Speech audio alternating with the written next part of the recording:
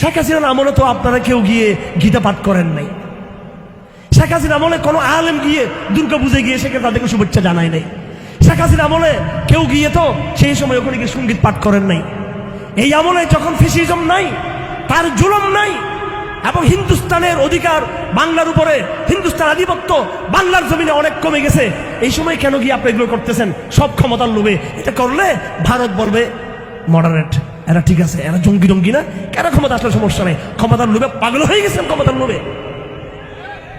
আরে শুনে রাখেন, গণতন্ত্র আপনাকে একদিন ক্ষমতার মস্তকে নিয়ে যাবে।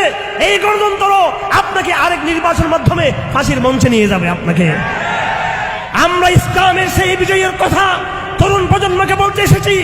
ইসলাম, ওই ইসলামের বিজয়ের কথা বলবো, ওই পন্থার কথা বলবো, ওই মেথডের কথা বলবো, ওই পদ্ধতির কথা বলবো, যে এই পদ্ধতিতে দিন কায়েম দেরিতে হবে, কিন্তু কিয়ামত পর্যন্ত সেটা সাস্টেইন করবে সেটা।